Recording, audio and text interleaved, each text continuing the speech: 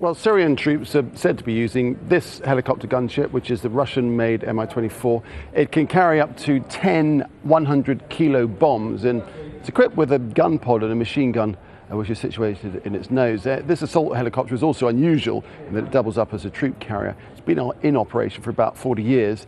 It was used by the Soviet and Afghan troops against the Mujahideen in the war in Afghanistan, and its effective use there earned it the nicknames Satan's Chariot, Bogeyman, and indeed Flying Crocodile. Well, let's take this on and speak to Elias Hanna, retired Lebanese general and expert on Syrian military capabilities. Welcome, Mr. Hanna, from Beirut. What are your thoughts about these stories of the Russian government supplying Syria with attack helicopters such as those we've just described? I think the balance of power in Syria is for the regimes in the regime's favor. So more choppers or more military helicopters will help the regime maybe to keep this balance of power internally. However, these military choppers or helicopters are typical for an urban warfare. And in Syria today, everything is going within an urban area. However, it is tit for tat. So now, if the rebels are armed by heavy weaponry, maybe in the next phase we will see like anti-aircraft missiles, man-pad, we call them man-pad, in order to really counter what the regime is gaining. But what are you saying there? So you're suggesting that the rebels might now, as tit for tat, be supplied with weaponry that can perhaps counter these attack helicopters?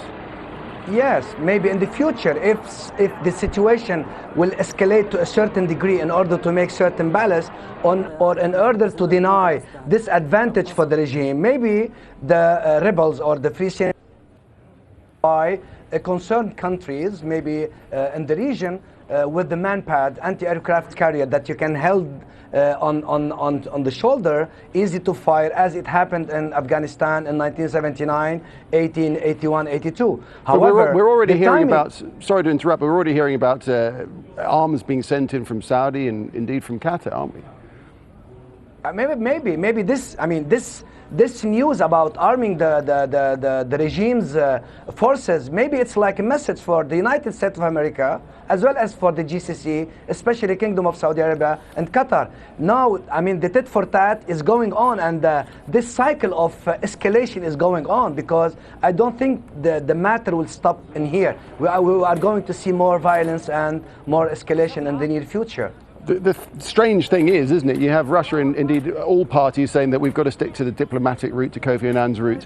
But this latest quarrel, this argument over helicopters and gunships, and the fact that Russia says that, in fact, the United States is arming the rebels, it hardly helps the spirit of diplomacy, does it?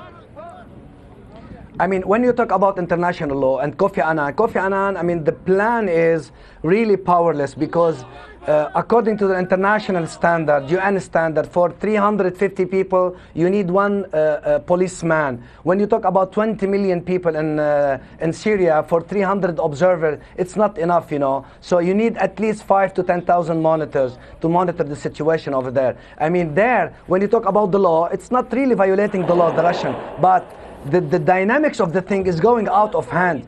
And we are going to what we call quasi-civil war in Syria, because you have 11,000 people killed, and it's an urban, it's between the regime forces and the people and the population. And the killed are really innocent people. So it is like a civil war, quasi-civil war.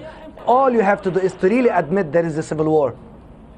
All right, Elias, thanks very much indeed for your perspective on this. Elias Hanna, talking to us there from Beirut.